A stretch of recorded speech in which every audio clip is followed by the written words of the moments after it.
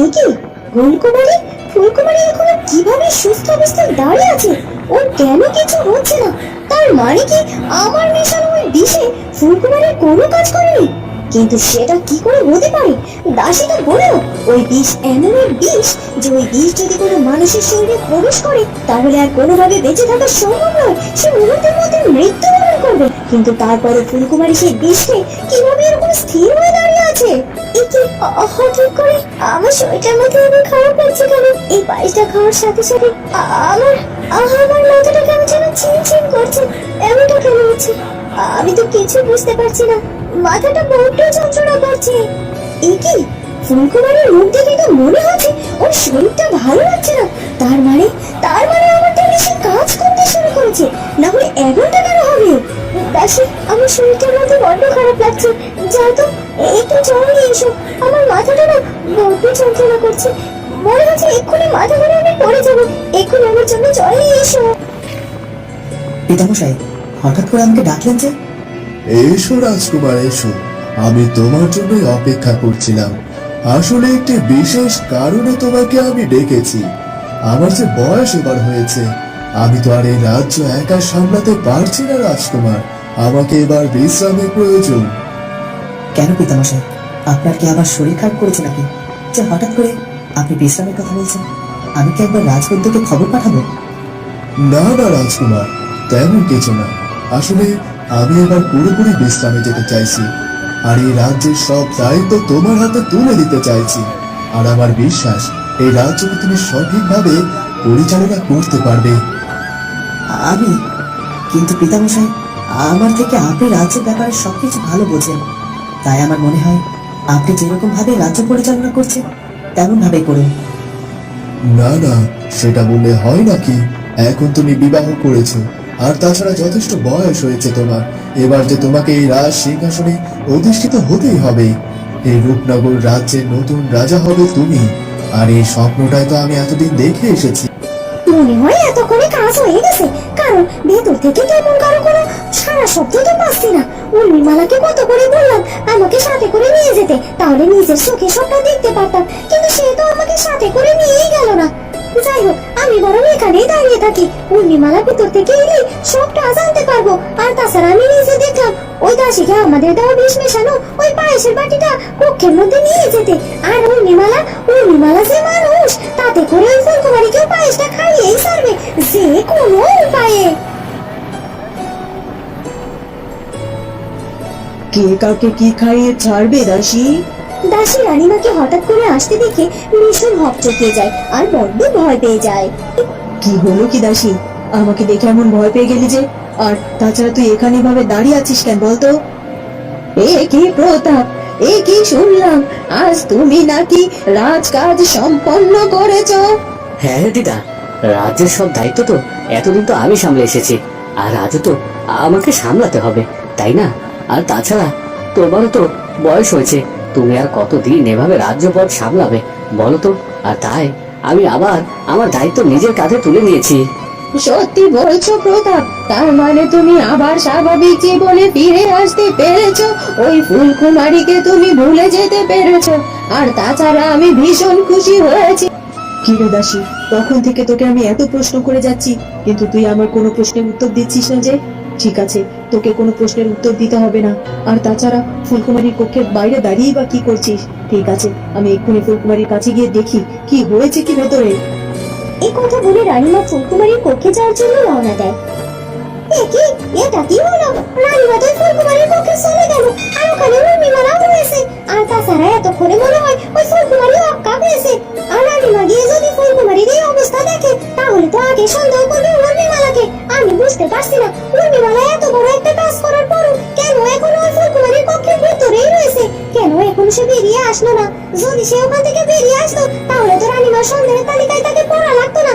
যাই হোক, উর্মিমালা ভেতরে রয়েছে থাক, আমি বরং এখান থেকে কেটে পড়ি, না হলে কখন যে আমার সন্দেহ তীরটা আমার দিকে এসে পড়বে কে জানে।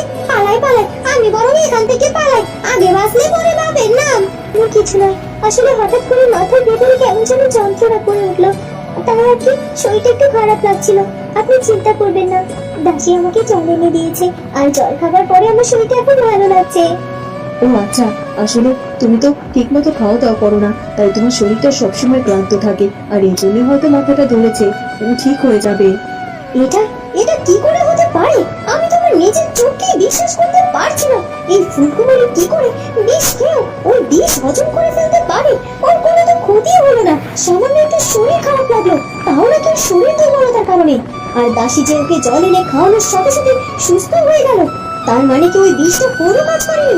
দাসী কি তাহলে আমাকে মিথ্যে বলে বিষটা আমাকে দিয়েছিল? এই কি হলো? পূর্ণিমালা এভাবে হন্তদন্ত হয়ে বেরিয়ে গেল কেন? কিছুই তো বুঝতে পারলাম না। তান্ত্রিক বাবা, এভাবে আর চলবে না। আমাদেরকে কিছু একটা করতে হবে, আর আমাদেরকে এমন কিছু করতে হবে যেন ওই পরি তার সব শক্তি ফিরে পাওয়ার পরও আমাদের কোনো ক্ষতি করতে না পারে।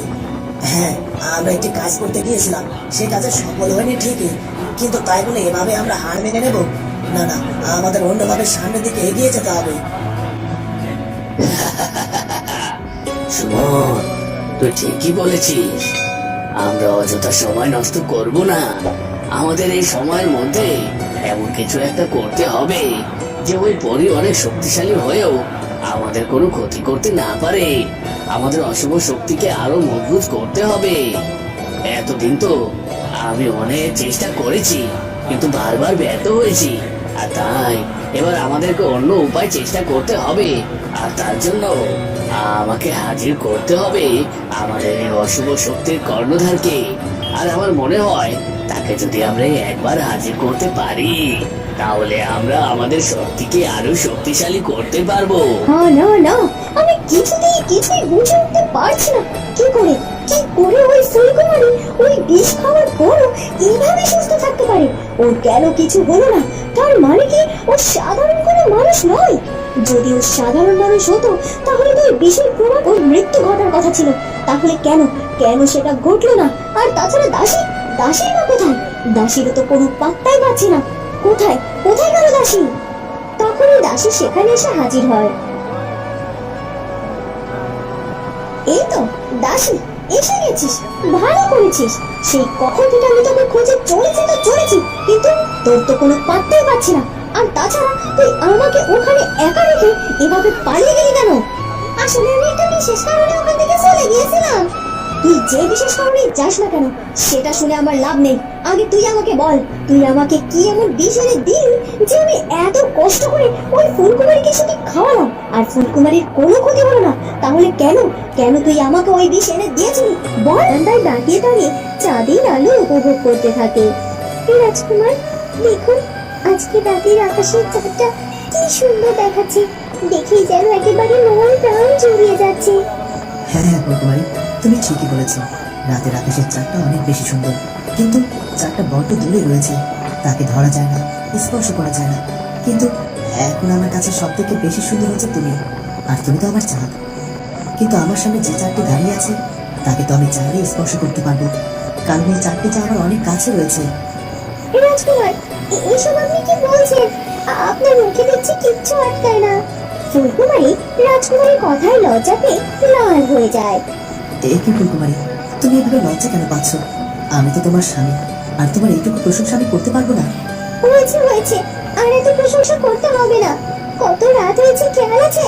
এবার পক্ষে চলুন তো, কাল আবার আপনাকে রাজসিংহাসনে অধিষ্ঠিত করা হবে। তাহলে তো কালকে অনেক বড় একটা আয়োজন হবে, আর আপনার উপর অনেক দখলও যাবে। তাই তো আমাদের তাড়াতাড়ি ঘুম থেকে উঠতে হবে। তাই এ কি রাজকুমার প্রতাপ, এরকম সকাল সকাল তুমি কোথায় চললে? দিদিমা, আমি যদি সকাল সকাল রওনা না দিই তাহলে কি তাড়াতাড়ি গিয়ে পৌঁছতে পারবো বলো? আমি যত তাড়াতাড়ি এখান থেকে বের হব তত তাড়াতাড়ি গিয়ে পৌঁছাতে পারবো। আর তাছাড়া বলো তো, কত দূরের পথ, আর তাড়াতাড়ি না যেতে পারলে সেখানে পৌঁছাতে দেরি হয়ে যাবে যে।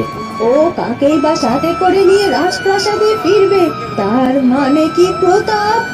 বন্ধুরা, কি হতে চলেছে এরপর সেটা জানবো আমরা ফুলকুমারী গল্পের পরবর্তী